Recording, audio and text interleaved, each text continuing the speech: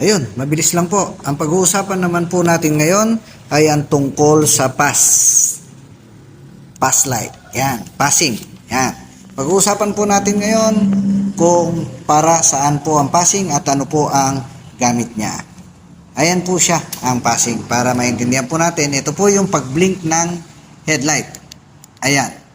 Ayan po ang passing light o pass light na tinatawag po nila. Yan, mabilis lang po. Ang tatlong gamit po nito sa pagkakaintindi ko, pwede na lamang po kayo mag-comment below kung sakasakali. Ito po ay yung pag-o-overtake ka. Mag-pass light ka para makita ka po ng o-overtakein mo lalo na po pagka gabi. Or pwede ka pong mag-pass light kapag ka naka-high beam po yung kasalubong mo, nakalimutan niyang i-low beam, ibalik sa low beam, pwede kang mag-pass light para malaman po niya na naka-high beam po siya.